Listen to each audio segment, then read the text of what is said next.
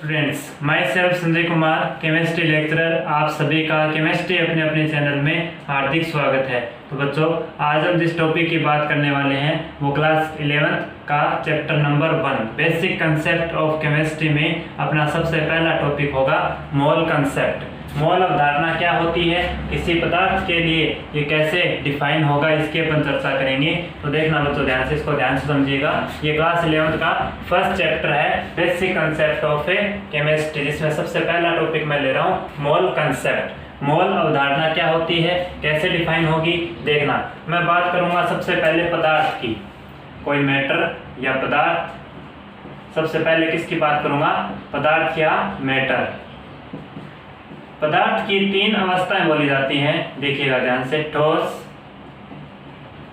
पदार्थ की तीन अवस्थाएं बोली जाती हैं, ठोस, द्रव and gas, solid, liquid and gas. इस पदार्थ की अगर बात की जाए, इस मैटर की बात की जाए, तो ये कैसे मोल के साथ कोरिलेट होगा, इसकी अपन बात करेंगे। कैसे ये मोल के साथ रिलेशनशिप रखेगा, किसी मोल, एक मोल में पदार्थ की अगर मैं बात करूं, एक मोल पदार्थ की, इससे एक मोल पदार्थ की अगर बात की जाए तो उसमें अपन बात करेंगे एक मोल पदार्थ में भार कितना होता है, एक मोल पदार्थ का भार कितना होता है, या मैं वेट बोल दूं, इसका भार कितना होगा, या क्या पूछ लेगा, एक मोल पदार्थ में, एक मोल पदार्थ में संख्या कितनी होगी, एक मोल पदार्थ में संख्या कितनी होगी, नंबर पूछ लेगा, या वेट पूछ लेगा, या क्या पूछ सकता है, एक मोल पदार्थ में क्या पूछ सकता है, आयतन पूछ सकता है। एक मोल पदार्थ में आयतन कितना होगा, वॉल्यूम कितना होगा। अब बात आती है इन तीनों की। एक मोल पदार्थ में भार कितना होगा, एक मोल पदार्थ में संख्या कितनी होगी, एक मोल पदार्थ में आयतन कितना होगा। तो इसको निकालने के लिए एक फॉर्मूला होता है, इसको मैं आप लोगों को समझाऊंगा, ट्रिक समझाऊंगा, देखिएगा ध्यान से। सबसे पहले बात करते हैं इस पदार्थ की। तो अपन जो बात करेंगे, एक मोल पदार्थ में भार कितना होगा, संख्या कितनी होगी, आयतन कितना होगा। अगर आयतन की मैं बात करूं तो किसके लिए बात करेंगे अपन, गैस के लिए। आयतन किसके लिए बात करेंगे अपन, गैस के लिए निकाला जाएगा। तो एक मोल पदार्थ में ओनली गैस के लिए कितना आयतन होगा उसकी अपन बात करेंगे, कैसे कैलकुलेशन होगी उसकी भी बात करेंगे। देखना बच्चों ध्यान से। सबसे पहले आप इसको नोट कर ले, बेसिक हो गया कि एक मोल पदार्थ में अपने को क्या क्या देखना है, पदार्थ की तीन अवस्थाएं होती हैं, ठोस, द्रव एंड गैस। और उसके क्या निकालना है, एक मोल पदार्थ में भार कितना होता है, संख्या कितनी होगी और आयतन कितना होगा, उसको मैं समझाऊंगा। सबसे पहले आप इसको नोट करें।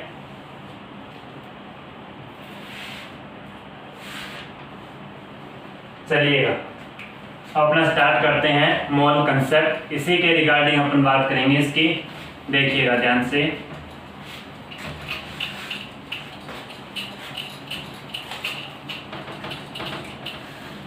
सबसे पहले बात आती है एक मोल पदार्थ में संख्या कितनी होती है, एक मोल पदार्थ में संख्या कितनी होगी। देखना, एक मोल पदार्थ में संख्या, एक मोल पदार्थ में संख्या कितनी होगी। एक मोल पदार्थ में संख्या किसके इक्वल होती है, अवोगाद्रो नंबर के इक्वल होती है। अवोगाद्रो नंबर को किससे रिप्रेजेंट किया जाता है, Na से रिप्रेजेंट किया जाता है। A का मतलब अवोगाद्रो, N का मतलब नंबर, अवोगाद्रो नंबर से रिप्रेजेंट किया जाता है। ये क्या है,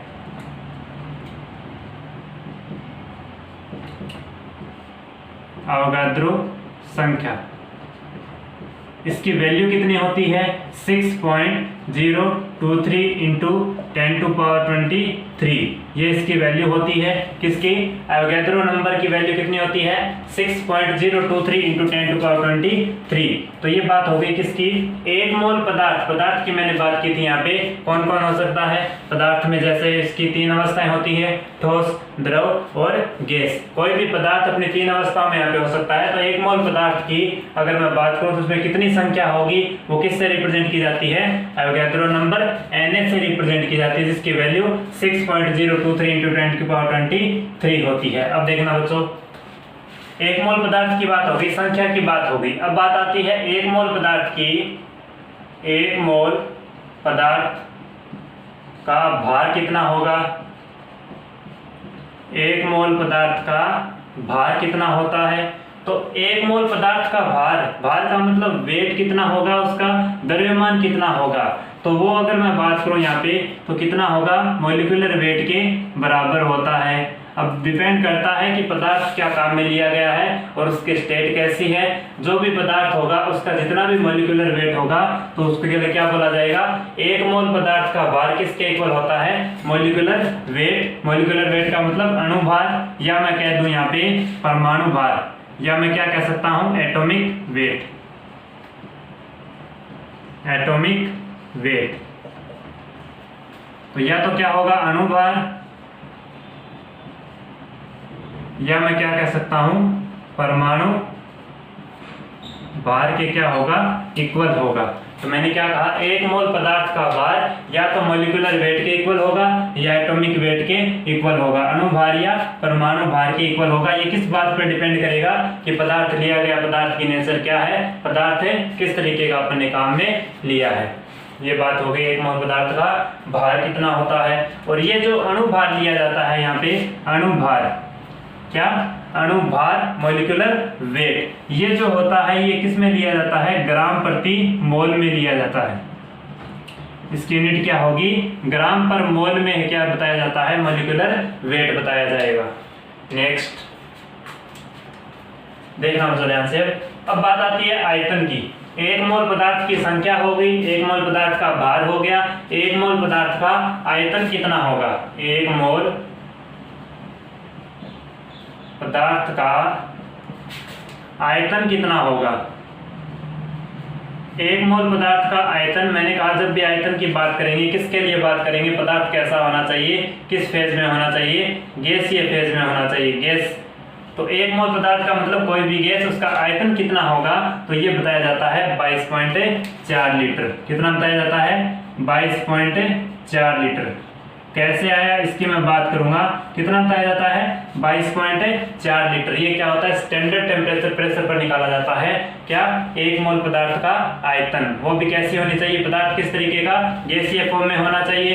तो ओनली सिर्फ किसके लिए, गैस के लिए। तो 1 मोल पदार्थ का आयतन 22.4 लीटर के क्या होता है, इक्वल होता है। और ये जो 22.4 लीटर होता है ये किस पर माना जाता है, standard temperature and pressure, STP. STP का मतलब क्या है, स्टैंडर्ड टेम्परेचर एंड प्रेशर। अगर मैं बात करूंगा इसकी एसटीपी क्या होता है, एनटीपी क्या होता है, इसकी मैं बात कर लूंगा। अभी आप लोगों को इतना ध्यान में रखना है कि 1 मोल पदार्थ का आयतन होता है 22.4 लीटर। और ये जो 22.4 लीटर निकाला जाता है ये किससे निकाला जाता है, स्टैंडर्ड टेम्परेचर और प्रेशर पर निकाला जाता है। इसकी मैं बात करूंगा। स्टैंडर्ड टेम्परेचर प्रेशर क्या होता है, मानक ताप और दाब क्या होता है, इसकी मैं बात कर लूंगा। सबसे पहले आप इसको बेसिक नोट कर लें कि 1 मोल पदार्थ में संख्या कितनी होती है, 1 मोल पदार्थ का भार कितना होता है, 1 मोल पदार्थ का आयतन कितना होता है। ये चीजें पता होनी चाहिए तभी आप आगे बढ़ पाएंगे मोल कंसेप्ट से रिलेटेड कुछ क्वेश्चन से। तो नोट कर लो आप पहले इसको।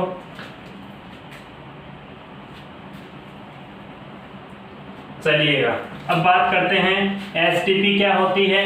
ये जो मैंने कहा 1 मोल पदार्थ का, पदार्थ कौन सा होना चाहिए, गैसीय फेज में। अगर मैंने इसकी बात की 1 मोल पदार्थ में आयतन कितना होता है, 22.4 होता है। मैंने कहा ये जो 22.4 लीटर होता है ये स्टैंडर्ड टेम्परेचर और प्रेशर पर होता है, एसटीपी पर होता है। एसटीपी का बेसिकली मीनिंग क्या होता है उसकी मैं बात करूंगा। 22.4 लीटर कैसे आया उसकी भी बात करेंगे, देखना ध्यान से।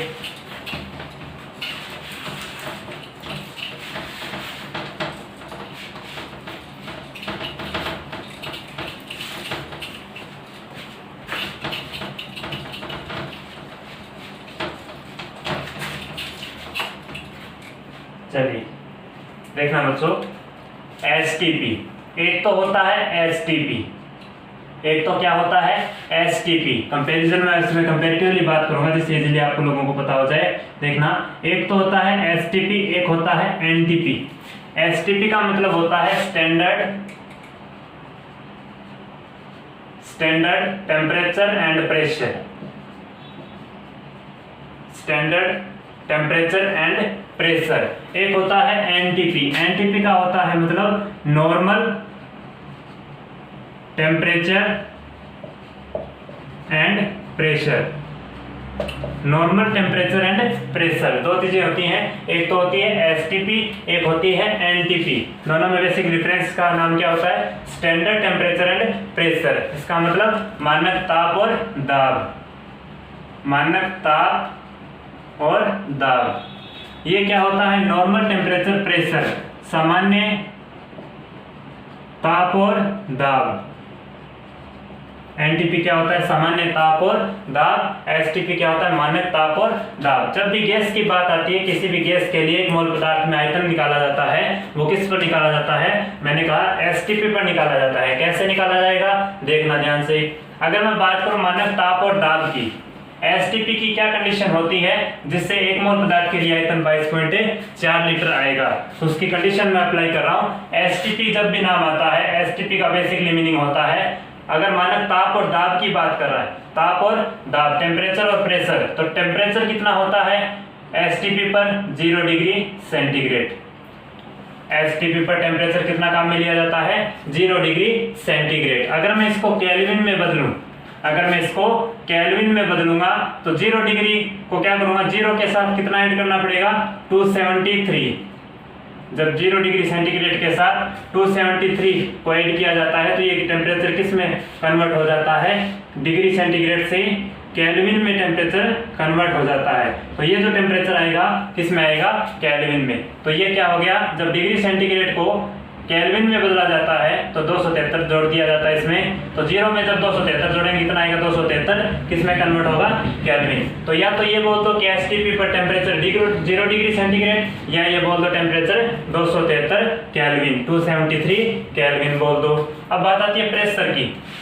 प्रेशर, मानक ताप और दाब का मतलब ये क्या है? स्टैंडर्ड कंडीशन है। स्टैंडर्ड टेम्परेचर हो गया। स्टैंडर्ड प्रेशर की अगर बात की जाए, दाब की, प्रेशर कितना होता है? प्रेशर बोला जाता है 1 एटमॉस्फेयर। एक वायुमंडलीय दाब की इक्वल क्या होता है? ये स्टैंडर्ड प्रेशर होता है। किस पर? Eight STP. एसटीपी का मतलब स्टैंडर्ड टेम्परेचर एंड प्रेशर पर अगर मैं बात करूं, स्टैंडर्ड प्रेशर कितना बोला जाता है? 1 एटमॉस्फेयर। अब बात आती है टेम्परेचर और pressure. 1 atmosphere pressure and 0 degree centigrade temperature, ये क्या होती है? एसटीपी की कंडीशन होती है। अब बात आती है इसमें, अगर मैं बात करूं इसमें प्रेशर की, 1 एटमॉस्फेयर के इक्वल याद रखना 760 mm ऑफ Hg होता है। 760 mm ऑफ Hg। एक एटमॉस्फेयर, एक वायुमंडलीय दाब के इक्वल क्या माना जाता है? 760 mm ऑफ Hg। मरकरी का जो मिलीमीटर होता है 760, वो क्या होता है? 1 एटमॉस्फेयर के इक्वल होता है। वो भी क्या होता है? Standard pressure at STP. तो प्रेशर 1 एटमॉस्फेयर प्रेशर किसके इक्वल होता है? 760 mm ऑफ Hg। अब देखना बच्चों ध्यान से, कई बार क्वेश्चन इस तरीके से दे देता है कि प्रेशर इतना दे रखा है, प्रेशर किस में दे देगा? 760 mm ऑफ Hg के फॉर्म में दे देगा। इसको क्या मानना है? 1 एटमॉस्फेयर के इक्वल मान लेना है। अब देखना, 1 एटमॉस्फेयर के इक्वल, 1 एटमॉस्फेयर, एक वायुमंडलीय दाब के इक्वल या तो 760 mm ऑफ Hg होता है, या मैं कह दूं 76 semi of Hg, centimetre of Hg। या तो क्या बोल दो 760 mm ऑफ Hg, या क्या बोल दो 76 सेंटीमीटर ऑफ Hg। ये कैसे आया इसकी मैं बात कर रहा हूं, देखना ध्यान से। 76 कैसे आया? इस मिलीमीटर को जब सेंटीमीटर में बदलेंगे तो कैसे डिफाइन होगा देखना। 760 mm ऑफ Hg, mm का मतलब मिली का मतलब कितना होता है? 10 टू पावर -3। मिली का मतलब कितना होता है? 10 टू पावर -3। मीटर का मतलब मीटर का मीटर रह गया, मिली का मतलब 10 टू पावर -3, मीटर का मीटर रह गया। अब देखना, अगर मैं इसको सोल्व करूंगा तो कितना आएगा देखना। इस मीटर, 1 मीटर में कितने सेंटीमीटर होते हैं? 1 metre is equal to 100 centimetre. तो इस मीटर की जगह मैं क्या लिख सकता हूँ? 100 सेंटीमीटर। मीटर की जगह क्या लिख सकता हूँ? 100 सेंटीमीटर। इसको सोल्व करेंगे तो वैल्यू कितनी आएगी देखना। ये 10 टू पावर 2 है, ये 10 टू पावर -3 है। इस 10 टू पावर -3 को मैं अपॉन में ले जाऊंगा। 10 टू पावर -3 को अपॉन में ले गया, कितनी आ गई? 10 टू पावर 3। 10 टू पावर 3 का मतलब कितना है? ये हो गया। 10 टू पावर 3 का मतलब ये हो गया। इसका मतलब 2 0 से 2 0 कैंसिल, 10 बच गया। तो ये कितना होगा? 76 76.0, यही तो हो गया इसका मतलब सेंटीमीटर ऑफ Hg। तो मैंने कहा 760 mm का मतलब क्या होता है, इस 760 mm को किस में बदलेंगे, सेंटीमीटर में जब बदलेंगे तो ये किस में आएगा, 76। कैसे आएगा, मैंने बात कर ली यहाँ पे। 760 mm का मतलब क्या होता है, मिलीमीटर, मीटर का मतलब 100 सेंटीमीटर, और मिली का मतलब 10⁻³ ये वैल्यू अपन कैलकुलेट करेंगे कितनी आएगी, 76 सेंटीमीटर में आएगी। अब बात आती है एक एटमॉस्फेयर के इक्वल और क्या होगा, देखना। एक एटमॉस्फेयर जो किसकी यूनिट है, प्रेशर की यूनिट है, दाब की यूनिट है। एक एटमॉस्फेयर इज इक्वल टू 1.013 बार के इक्वल बोली जाती है। एक एटमॉस्फेयर जो प्रेशर होता है वो किसके इक्वल होता है, 1.013 बार के इक्वल होता है। इसको भी ध्यान में रखना। अप्रोक्सीमेटली इन दोनों का सेम ही मान लिया जाता है। कई बार क्वेश्चन में एटीएम को ही क्या मान लेते हैं, बार मान लिया जाता है, क्योंकि ज्यादा डिफरेंस नहीं है। 1.013 इसका मतलब एक एटमॉस्फेयर ये किसके इक्वल होता है, अप्रोक्सीमेटली 1 बार के इक्वल होता है।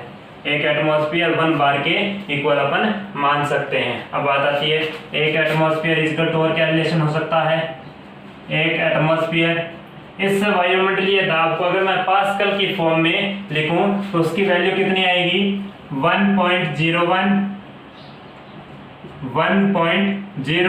इंटू 10⁵ 1.01 इंटू 10⁵ न्यूटन पर मीटर स्क्वायर, न्यूटन पर मीटर स्क्वायर। इस न्यूटन पर मीटर स्क्वायर को ही क्या बोला जाता है, पास्कल बोला जाता है। न्यूटन पर मीटर स्क्वायर को ही क्या बोला जाता है, पास्कल बोला जाता है। तो एक वायुमंडलीय दाब के इक्वल क्या क्या हो गया, 760 mm ऑफ Hg हो गया, या इसको कैसे बोल सकते हैं, 76 सेंटीमीटर ऑफ Hg हो गया, या बार में पूछे तो 1.013 बार, या एक वायुमंडलीय दाब के इक्वल क्या होता है, अगर पास्कल में फॉर्म में पूछ ले तो 1.01 इंटू 10⁵ न्यूटन पर मीटर स्क्वायर। इसी को क्या बोला जाता है, पास्कल बोला जाता है। दाब की यूनिट होती है पास्कल। तो फॉर्म इस फॉर्म में लिख लो। मैंने बताया एसटीपी स्टैंडर्ड टेम्परेचर प्रेशर पर मैंने बात की कि इसकी कंडीशन क्या होती है, टेम्परेचर 0 डिग्री सेंटीग्रेड काम में लिया जाता है, प्रेशर 1 एटमॉस्फेयर काम में लिया जाता है। नोट कर लो इसको। उसके बाद अपन चलते हैं नेक्स्ट, एनटीपी की बात करेंगे।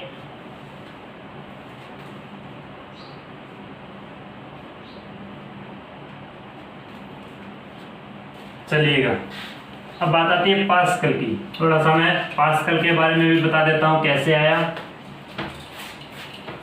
देखना, दाब की यूनिट पास्कल कैसे होती है वो भी मैं थोड़ा समझा देता हूं आप लोगों को।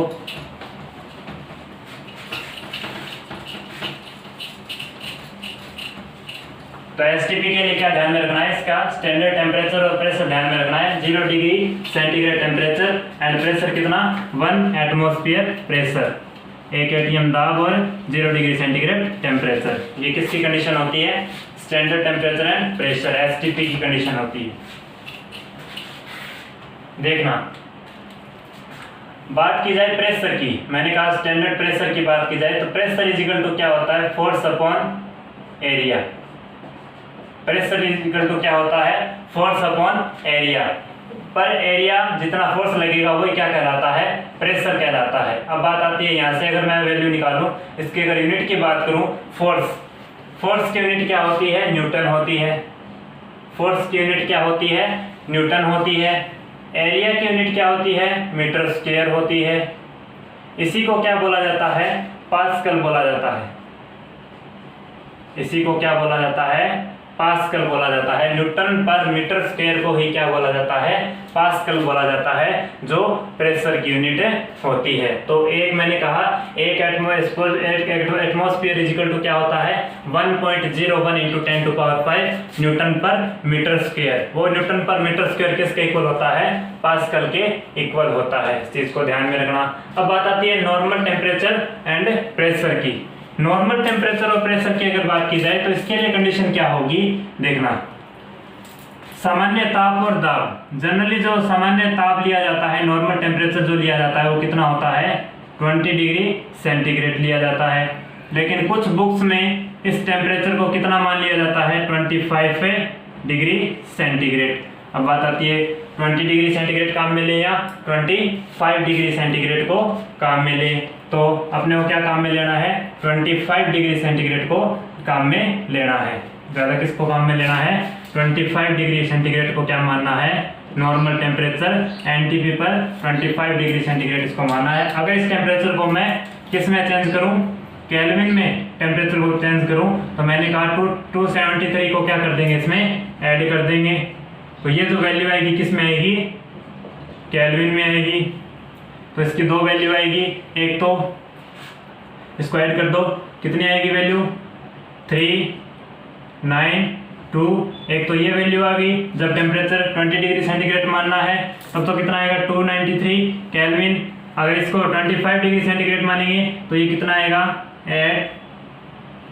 298 केल्विन, या इसको मान लेना। तो मैंने कहा 25 डिग्री सेंटीग्रेड के हिसाब से चलना है, अपना सामान्य ताप कितना मानना है, एनटीपी पर सामान्य ताप 25 डिग्री सेंटीग्रेड मानना है, जो 298 केल्विन होगा। इसी को क्या मानना है, नॉर्मल टेम्परेचर एनटीपी पर, इसी को मानना है। तो 20 डिग्री सेंटीग्रेड को कुछ बुक्स में 20 डिग्री सेंटीग्रेड मिलेगा, कुछ बुक्स में 25 डिग्री सेंटीग्रेड देखने को मिलेगा। तो अपने को क्या मानना है, 25 डिग्री सेंटीग्रेड नॉर्मल टेम्परेचर, या मैं कह दूं 298 केल्विन। अब देखना, ये तो बात हो गई नॉर्मल टेम्परेचर की। अब बात आती है नॉर्मल प्रेशर की।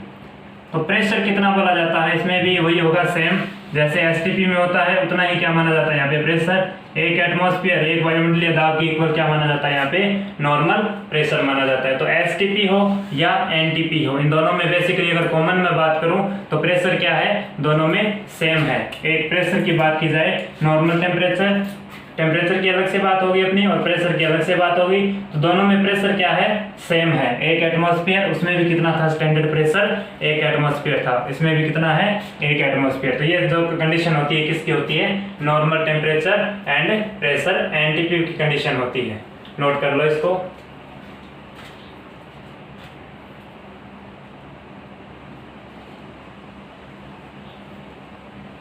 चलिएगा बच्चों, अब बात करते हैं, ये तो बात होगी एसटीपी और एनटीपी की कंडीशंस क्या होती है, किसी गैस के लिए कैसे डिफाइन होगी। मैंने कहा एक मोल पदार्थ का अगर एसटीपी या एनटीपी पर मोलर आयतन की बात करें, अपन आयतन की बात करें तो कितना बताया था मैंने, 22.4 लीटर। मैंने कहा एक मोल पदार्थ का एसटीपी या एनटीपी पर आयतन कितना होता है, 22.4 लीटर होता है। कैसे होगा देखना, एसटीपी पर अपन अलग निकालेंगे और एनटीपी पर अलग निकालेंगे। एसटीपी और एनटीपी पर देखना बच्चों ध्यान से, अगर मैं टेम्परेचर किसके अकॉर्डिंग चल रहा हूँ, एसटीपी के अकॉर्डिंग चले। अगर टेम्परेचर किसके अकॉर्डिंग चले अपन, एसटीपी या एनटीपी में किसके अकॉर्डिंग निकालेंगे अपन, आयतन निकालना है, वॉल्यूम। तो सबसे पहले अपने को पता होना चाहिए एसटीपी का मतलब टेम्परेचर 0 डिग्री सेंटीग्रेड, प्रेशर कितना 1 एटमॉस्फेयर। तो अपन फॉर्मूला क्या लगाएंगे, अब मैंने कहा एक मोल पदार्थ का आयतन कितना होता है, किस पर, एसटीपी पर। एसटीपी पर एक मोल पदार्थ का आयतन होता है 22.4 लीटर। अब बात आती है 22.4 लीटर कैसे आया, उसकी मैं बात करूंगा। और ये जो एनटीपी होती है इसकी कंडीशन क्या होती है, टेम्परेचर कितना 25 डिग्री सेंटीग्रेड, प्रेशर कितना 1 एटमॉस्फेयर। इसका जो एक मोल पदार्थ के लिए एनटीपी पर जो आयतन आता है वो कितना आता है, 24 लीटर आता है। अप्रोक्सीमेटली कितना आता है, 24 लीटर। कई बार एनटीपी पर क्या मान लिया जाता है आयतन, 22.4 के इक्वल ही मान लिया जाता है एनटीपी पर भी, लेकिन अगर कैलकुलेशन करेंगे तो कितना आता है, 24 लीटर आता है। किस पर, एनटीपी पर। एक मोल पदार्थ का एनटीपी पर जो आयतन आएगा, वॉल्यूम आएगा, वो कितना आता है 24 लीटर। और एक मोल पदार्थ का एसटीपी पर जो आयतन आएगा वो कितना आता है 22.4 लीटर। देखना कैसे आया, इसके अपन बात करते हैं आइडियल गैस इक्वेशन से। आइडियल गैस इक्वेशन क्या होती है, PV = nRT। PV = nRT। अपने को क्या निकालना है, आयतन निकालना है, एक मोल पदार्थ का आयतन। तो इक्वल टू क्या हो जाएगा, nRT/P। n क्या है, एक मोल के लिए निकालना है, एक मोल पदार्थ का आयतन निकालना है। इसका मतलब n की वैल्यू कितनी है, 1, मोल कितना है, 1 मोल। अब बात आती है r की वैल्यू। यहाँ पे r क्या है देखना, r = होता है गैस कांस्टेंट, गैस स्थिरांक। r क्या होता है, गैस कांस्टेंट, गैस स्थिरांक होता है। आर क्या होता है, गैस कांस्टेंट, गैस स्थिरांक। इसकी वैल्यू कितनी होती है देखिएगा, R equal to gas constant होता है, इसकी वैल्यू अगर अपने को निकालनी है तो R इजिकल टू कैसे निकलेगी देखना, इस R की वैल्यू निकालनी है, ध्यान से देखिएगा, इस R गैस कांस्टेंट की वैल्यू निकालनी है तो क्या होगा, PV upon RT, PV upon क्या होगा NT, PV अपॉन NT। देखना R की वैल्यू कैसे कैलकुलेट की जाती है, PV अपॉन NT। इस R की वैल्यू निकालनी हो तो PV, ये NT कहाँ चला जाएगा, इसके अपॉन में चला जाएगा, PV अपॉन NT। अब देखना बच्चों ध्यान से, PV अपॉन NT, और ये जो कंडीशन होती है इसका मतलब क्या हुआ, प्रेशर कौन सा काम में लेंगे अपन, STP वाला। ये जो कंडीशन होती है इसकी जो वैल्यू रखेंगे किस पर रखी जाती है, एट STP। यहाँ पे जो भी वैल्यू रखी जाएगी, जब R की वैल्यू अपने को कैलकुलेट करनी है तो ये जो वॉल्यूम की अगर बात की जाए, प्रेशर की बात की जाए, टेम्परेचर की बात की जाए, तो ये कौन सा रखना है अपने को, जो STP पर होता है, स्टैंडर्ड टेम्परेचर और प्रेशर को अपन यहाँ पे काम में लेके, और इसके एक मोल पदार्थ के लिए जो वॉल्यूम आता है उसको काम में लेके अपन क्या निकाल लेंगे, R की वैल्यू निकाल लेंगे। तो मैंने कहा यहाँ से अपने को क्या मानना है, STP पर मानना है। ये जो R की वैल्यू निकलेगी ये किस पे निकलेगी, स्टैंडर्ड टेम्परेचर और प्रेशर पर निकलेगी। देखना अगर मैं वैल्यू यहाँ से कैलकुलेट करूँ इसकी कितनी आएगी, R equal to pressure, pressure कितना होता है 1 एटमॉस्फेयर प्रेशर होता है STP पर। वॉल्यूम कितना होता है, एक मोल पदार्थ का STP पर आयतन कितना होता है, 22.4 लीटर होता है। तो इसमें वैल्यू रख देते हैं 22.4 लीटर अपॉन, एक मोल पदार्थ की बात कर रहा है तो N की वैल्यू कितनी होगी, 1 होगी। टेम्परेचर की बात कर रहा है तो STP पर टेम्परेचर 0 होता है, 0 को अगर मैं केल्विन में बदलूंगा कितना आएगा, 273 केल्विन आएगा। इसको जब आप लोग सोल्व करेंगे तो आप लोगों में इसमें वैल्यू कितनी आएगी, R की वैल्यू यहाँ पे गैस कांस्टेंट की वैल्यू आती है 0.0821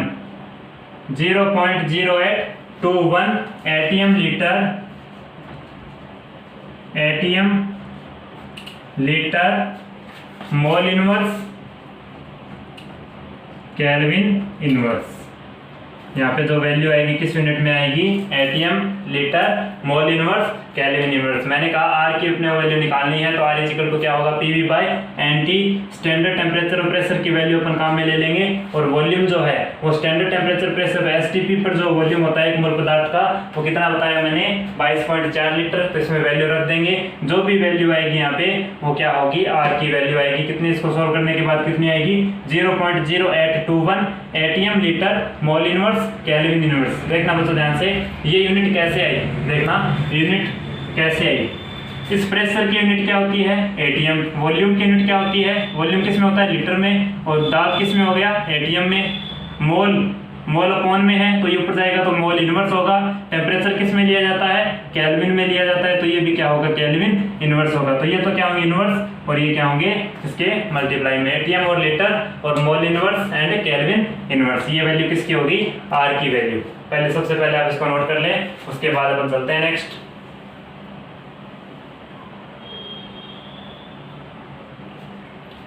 अब देखना बच्चों ध्यान से, अपने पास क्या आ गई, R की वैल्यू आ गई, कितनी आई, यहाँ पे रख देंगे 0.0821 इंटू टेम्परेचर कितना होता है STP पर 273 डिग्री सेंटीग्रेड, 273 केल्विन होता है। प्रेशर कितना होता है 1 एटमॉस्फेयर। तो ये जो वॉल्यूम इसको सोल्व करेंगे तो कितनी आएगी 22.4। तो ये मैंने बोला था कि एक मोल पदार्थ का STP पर स्टैंडर्ड टेम्परेचर प्रेशर पर जो वॉल्यूम आता है वो कितना आता है 22.4। कैसे आता है, ये अपने ideal gas equation PV equal to nRT से निकाला, R की वैल्यू कैलकुलेट कर ली, कितनी आई 0.0821, यहाँ पे रख दी, कितना आएगा आयतन 22.4 लीटर।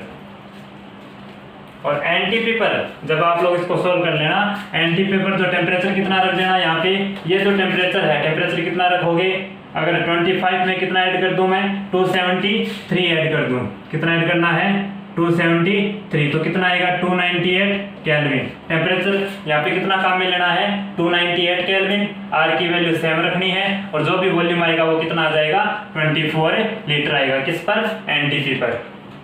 नोट कर लो इसको।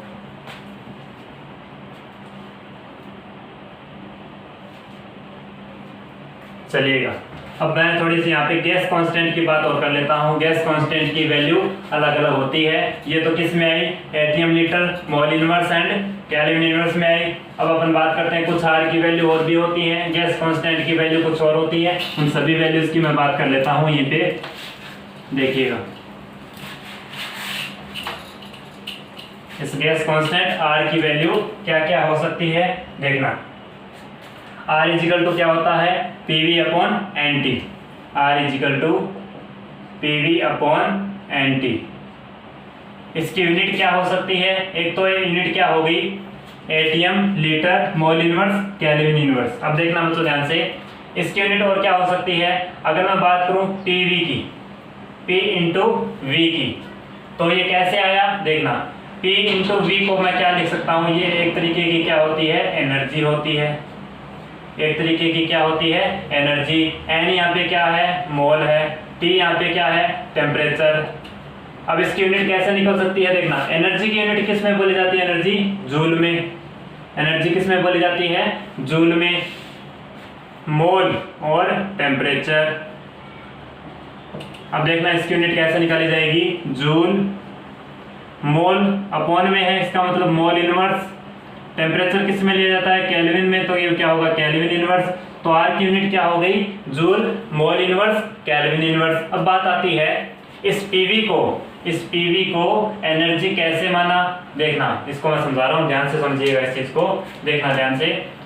मैंने कहा जो प्रेशर होता है, प्रेशर P इजिकल टू क्या होता है, force upon area. Force upon area को क्या बोला जाता है, प्रेशर। तो यहाँ से मैं फोर्स इजिकल टू क्या बता सकता हूँ, force equal to P into A. Pressure into area का जो मल्टीप्लिकेशन होगा वो किसके इक्वल होगा, फोर्स के इक्वल होगा। अब देखना बच्चों ध्यान से, अगर बात की जाए यहाँ से कंपेरेटिवली, जैसे देखना, तो दाब होता है, दाब, ये क्या हो गया, F is equal to P into A. अब बात आती है बल और दाब। अगर मैं बात करूं यहाँ से एनर्जी की, किसके रिगार्डिंग बात कर रहा हूँ, एनर्जी की।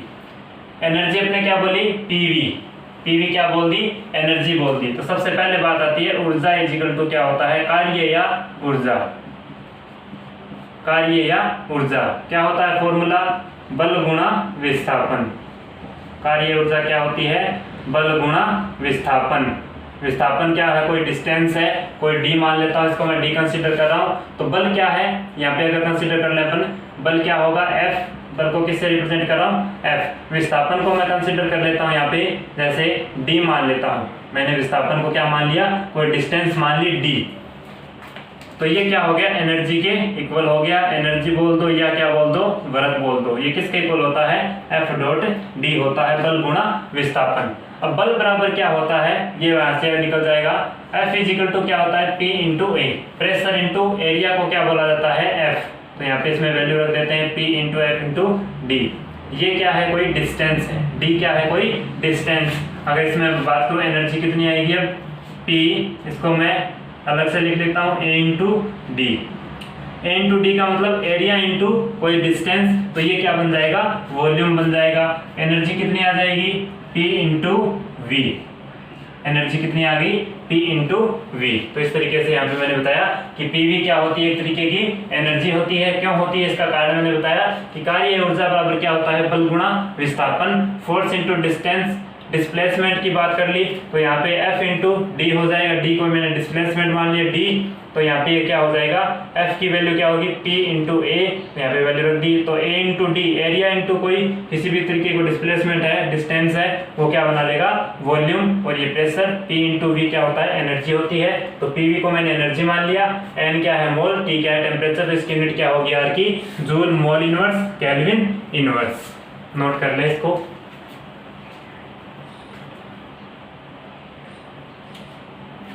चलिएगा, अब R की वैल्यू मैं कुछ और बता रहा हूँ, आप लोग उसको ध्यान में रखना।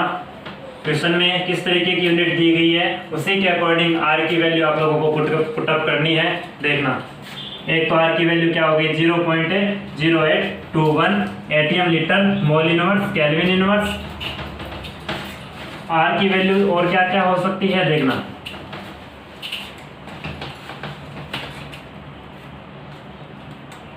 R इजिकल टू, एक तो होगी 0.0821 ATM litre mole inverse kelvin inverse.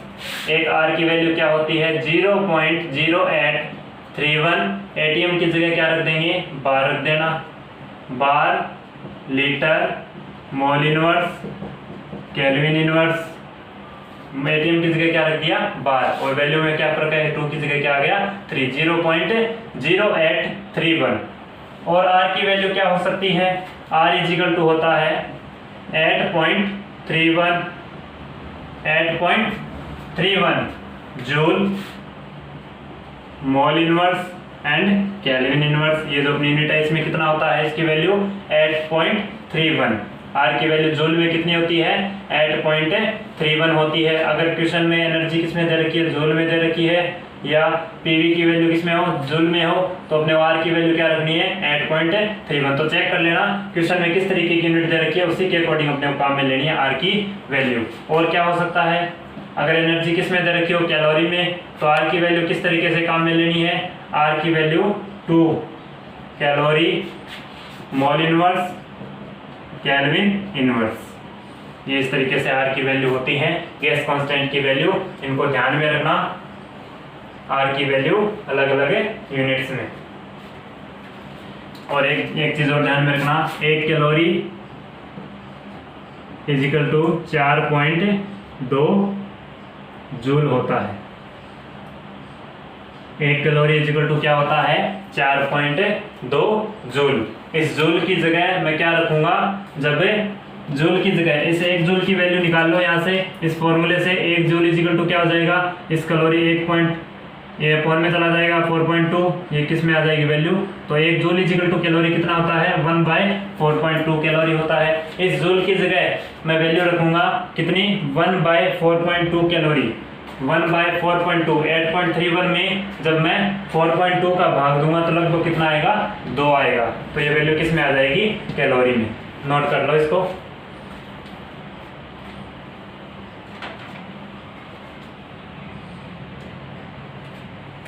चलिए, ये तो बात होगी किसी पदार्थ के लिए 1 मोल पदार्थ में संख्या कितनी होती है, 1 मोल पदार्थ में भार कितना होता है, 1 मोल पदार्थ का आयतन कितना होता है। इससे अपन रिलेटेड कई बार क्वेश्चन इस तरीके से डायरेक्ट पूछ लेता है, तो डायरेक्ट इनको कैसे निकालेंगे, बार बार इस तरीके से फॉर्मूले थोड़ी निकालने अपने को, इसी तरीके से डायरेक्ट कैसे निकालेंगे, तो उसके लिए एक होता है वाई मैप।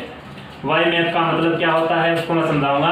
किसी पदार्थ के लिए मोल से आयतन पूछ ले, मोल से संख्या पूछ ले, कितनी भी वैल्यू दे दे, कितनी भी मोल की संख्या दे दे, किसी भी तरीके से किसी भी तरीके का कोई भी क्वेश्चन हो तो अपन इजीली कैसे कर सकते हैं उसको मैं समझाऊंगा, उसकी ट्रिक बताऊंगा आप लोगों को।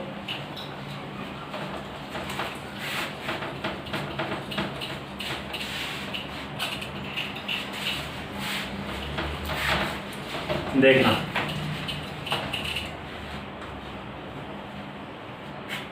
तो मैंने कहा किसी पदार्थ के लिए 1 मोल पदार्थ के लिए क्या पूछ सकता है, संख्या पूछ ले, भार पूछ ले या आयतन पूछ सकता है। तो कैसे निकालेंगे, डायरेक्ट इसकी ट्रिक क्या होती है देखना ध्यान से।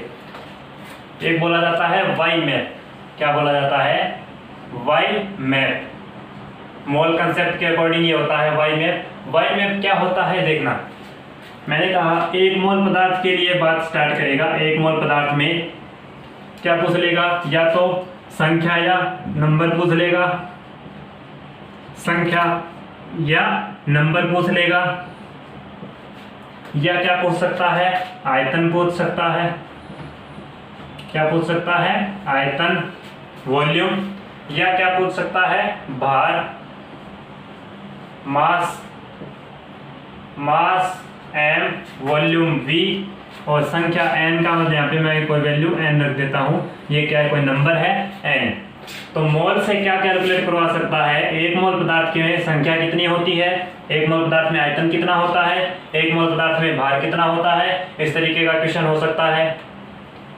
यह क्वेश्चन कैसे होगा, 1 मोल में भार कितना होता है 1 मोल पदार्थ के लिए, या क्वेश्चन किस तरीके का होगा, संख्या दे देगा, आयतन पूछ लेगा, उस पदार्थ के लिए संख्या, इतनी संख्या में कितने आयतन होगा, और आयतन दे देगा, आयतन देके क्या पूछ लेगा, भार पूछ लेगा, या भार देके संख्या पूछ लेगा, भार देके आयतन पूछ लेगा। इस तरीके से किस तरीके से पूछ सकता है क्वेश्चन, या तो मोल के थ्रू आयतन में, या इसके थ्रू क्वेश्चन इस तरीके से पुटअप हो सकता है, या इस तरीके से क्वेश्चन पुटअप हो सकता है। तो किसी भी तरीके से किसी भी तरीके का कोई भी क्वेश्चन हो तो इसकी डायरेक्ट ट्रिक क्या होगी, तो ये क्या हो गया, वाई मैप। वाई मैप कैसे निकलेगा इसके मैं बात करूंगा, देखना। जब मोल से संख्या निकालनी हो, क्या निकालना हो, जब मोल से संख्या निकालनी हो, मोल से एक मोल पदार्थ में कितनी संख्याएं होती हैं जब इसको निकालना हो, तो मैंने कहा एक मोल पदार्थ में जो संख्या होती है वो अवोगाद्रो नंबर के क्या होती हैं, इक्वल होती हैं। एक मोल पदार्थ में संख्या किसके इक्वल बताई थी मैंने, अवोगाद्रो नंबर के इक्वल बताई थी। तो एक मोल पदार्थ के लिए जब संख्या निकालनी हो तो क्या होगा, Na का क्या कर देना, गुणा कर देना, Na का गुणा। जब मोल से संख्या निकाली जाती है तो क्या होगा, Na का मल्टीप्लाई कर देना है। इस चीज को ध्यान में रखना। जब संख्या से मोल की तरफ जाते हैं तो Na का क्या लगेगा, भाग लगेगा, अवोगाद्रो नंबर का क्या लगेगा, भाग लगेगा। एक मोल पदार्थ की संख्या दे देगा और उस संख्या में क्या पूछ लेगा, मोल कितने होंगे या आयतन कितना होगा। तरीका अवोगाद्रो नंबर का गुणा करना है या भाग करना है। मोल से संख्या Na का गुणा, संख्या से मोल चाहिए तो Na का भाग। इसी तरीके से मोल से अगर भार चाहिए, एक मोल पदार्थ के लिए अपने को क्या पूछ लिया, इसका भार कितना होता है, एक मोल पदार्थ का भार, तो अपने को क्या करना है, मैंने कहा एक मोल पदार्थ का भार कितना होता है, मॉलिक्यूलर वेट के इक्वल होता है। मॉलिक्यूलर वेट या मैं कहूँ परमाणु द्रव्यमान, एटॉमिक वेट या मॉलिक्यूलर वेट के क्या होता है, इक्वल होता है। तो मोल से जब भार पूछेगा, मोल से भार, मोल से जब मास पूछता है तो अपने को क्या करना है, मॉलिक्यूलर वेट का गुणा करना है। बिल्कुल इसी के तरीके से है, जब मोल से संख्या पूछी तो अवोगाद्रो नंबर के अकॉर्डिंग चलना है, मोल से जब भार की तरफ जाना है तो मॉलिक्यूलर वेट के अकॉर्डिंग चलना है। तो यहाँ पे क्या होगा, मॉलिक्यूलर वेट का भाग लगेगा। जब भार से मास से किसकी तरफ आते हैं, मोल की तरफ, तो मास से अगर मोल पूछ रहा है इसका मतलब मॉलिक्यूलर वेट का भाग लगेगा, और मोल से भार की तरफ जा रहा है इसका मतलब मॉलिक्यूलर वेट का गुणा होगा।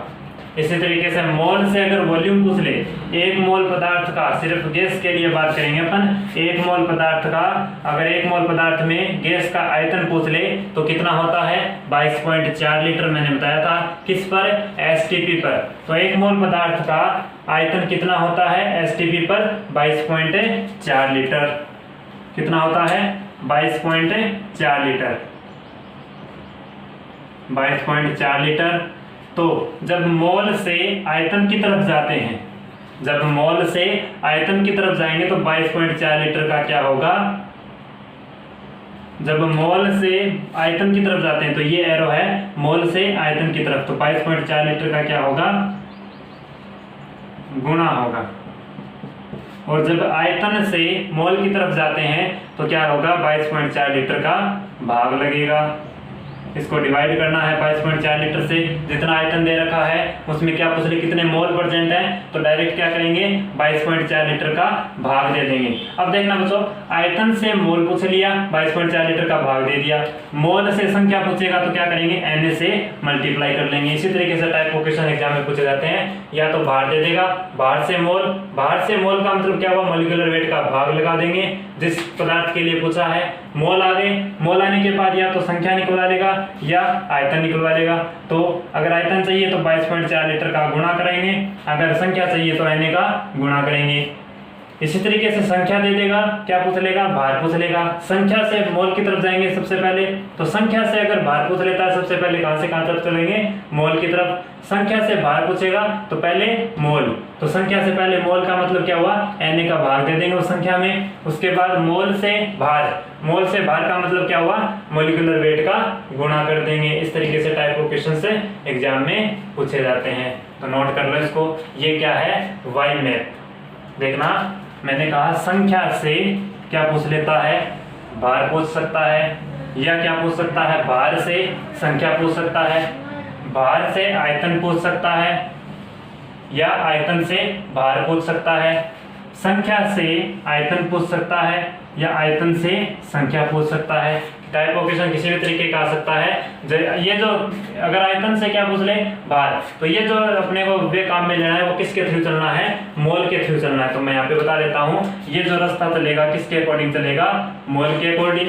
ये भी मोल के अकॉर्डिंग, ये भी मोल के अकॉर्डिंग। इसका मतलब क्या हुआ, अगर आयतन से भार की तरफ जाना है तो सबसे पहले अपने को किसके थ्रू जाना है, मोल के थ्रू जाना है। तो आयतन से अगर भार पूछता है तो सबसे पहले मोल निकालना है। जैसे संख्या से भार पूछे तो सबसे पहले किसकी तरफ जाना है, मोल की तरफ।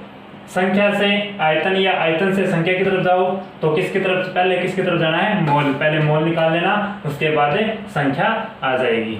तो टाइप ऑफ क्वेश्चंस की भी बात कर लेंगे अपन, एग्जाम में कैसे क्वेश्चन पूछे जाते हैं। तो ये तो सिंपल बात हो गई कि किसी पदार्थ के लिए उसमें एक मोल पदार्थ के लिए भार कितना होता है, एक मोल पदार्थ में आयतन कितना होता है, एक मोल पदार्थ का संख्या कितनी होती है।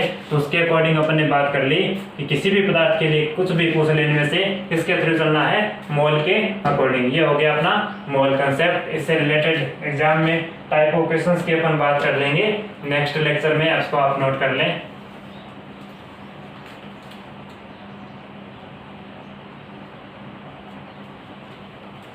चलेगा। तो ये हो गई बच्चों सिंपल बात, मोल कंसेप्ट से रिलेटेड कुछ बातें मैंने बताई कि किसी भी पदार्थ के लिए पदार्थ की तीन अवस्थाएं बोली जाती हैं, ठोस, द्रव और गैस। अब बात आती है, अगर मैं बात करूँ, ये तो किसकी बात हो गई, ये जो मैंने बोली आयतन किसके पर बात बोली, एसटीपी पर निकाला है अपने को कितना, 22.4 लीटर। किसके लिए था, सिर्फ गैस के लिए था। ये जो 22.4 लीटर था ये किसके लिए था, गैस के लिए। किसके लिए था, गैस के लिए। अब अपने वो किसी पदार्थ की दो अवस्थाएं और बच गई, द्रव और ठोस। किसी पदार्थ की दो अवस्थाएं हो रहेगी, द्रव और ठोस। अपने गैसीय अवस्था की बात कर ली कि गैसीय अवस्था में एक मोल पदार्थ का आयतन कितना होता है, 22.4 लीटर। अगर अपने को द्रव और ठोस अवस्था में सॉलिड एंड लिक्विड फेज में क्या पूछ ले, उस पदार्थ का आयतन पूछ ले, तो वो कैसे निकाला जाएगा। तो अगर किसी द्रव या ठोस के लिए क्या निकालना हो, मोलर आयतन निकालना हो। क्या निकालना हो, मोलर आयतन। मोलर वॉल्यूम निकालना हो तो अपने को क्या काम में लेना है, घनत्व। क्या काम में लेना है, घनत्व, डेंसिटी डी काम में लेनी है। तो मैंने कहा अगर गैस के लिए पूछे, किसी गैस के लिए एक मोल पदार्थ या गैस के लिए पूछे तो उसका मोलर आयतन कितना होता है, 22.4 लीटर। अगर एक मोल पदार्थ भी कैसा हो जिसकी फेज कैसी हो, सॉलिड हो या लिक्विड फेज हो, तो उसका अगर मोलर आयतन पूछे तो अपने को क्या काम में लेना है, घनत्व काम में लेना है, डी काम में लेना है। कैसे काम में लेना है देखिएगा, इसकी मैं बात कर लेता हूँ थोड़ी सी।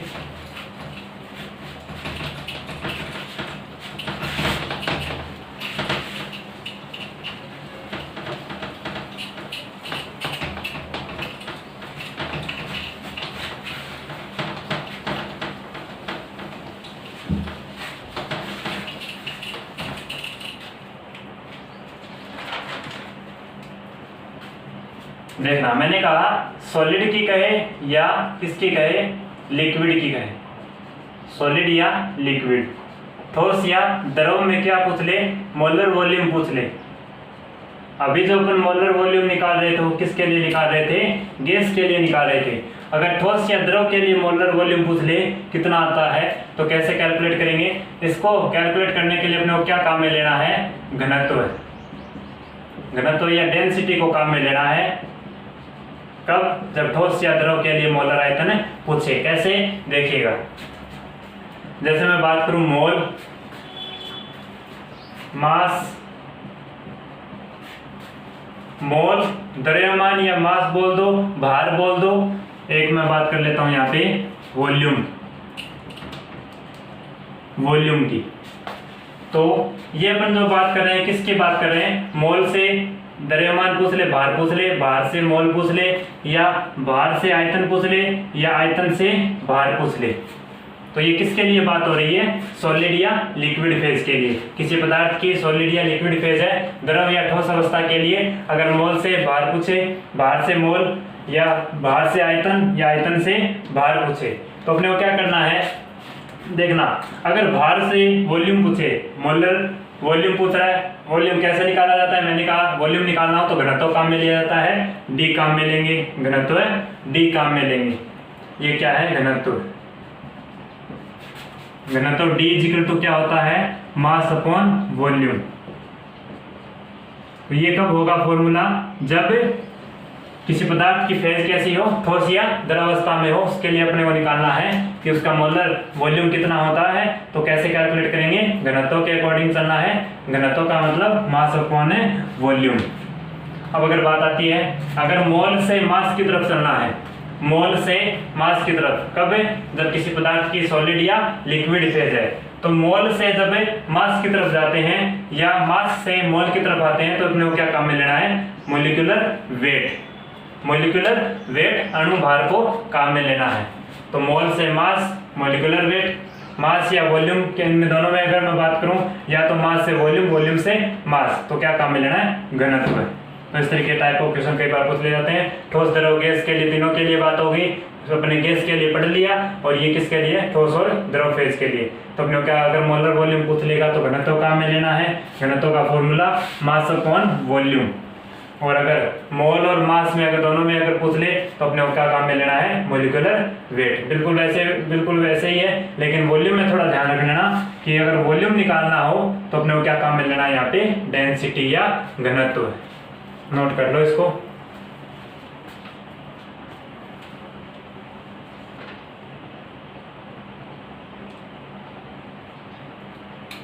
तो ये बेसिक चीजें, इस पर रिलेटेड क्वेश्चंस की अपन बात कर लेंगे नेक्स्ट लेक्चर में, कैसे टाइप ऑफ क्वेश्चंस कैसे आते हैं, और इजीली क्लियर हो जाएगा कि टाइप ऑफ क्वेश्चंस का मेरा बेसिकली मीनिंग क्या है। एक पदार्थ की ठोस, द्रव और गैस अवस्था में मोल से अपन को रिलेट करेंगे। मोल से रिलेटेड एग्जाम में टाइप ऑफ क्वेश्चंस कैसे आएंगे, उम्मीद कर रहा हूँ आप लोगों को इजीली समझ में आया होगा। अगर बच्चों, अगर इसमें आपको किसी भी तरीके की कोई भी दिक्कत है तो प्लीज कमेंट करके जरूर बताएं। इसके नेक्स्ट वाले लेक्चर में अपन इससे रिलेटेड क्वेश्चंस की भी बात कर लेंगे, अपना मोल कंसेप्ट क्लियर हो जाएगा। तो आप लोगों को अगर इसमें किसी भी तरीके की कोई भी दिक्कत है तो प्लीज़ कमेंट करके ज़रूर बताएं। अगर ये लेक्चर आपको अच्छा लगे तो please like and subscribe. Thanks for watching this lecture बच्चों, थैंक यू।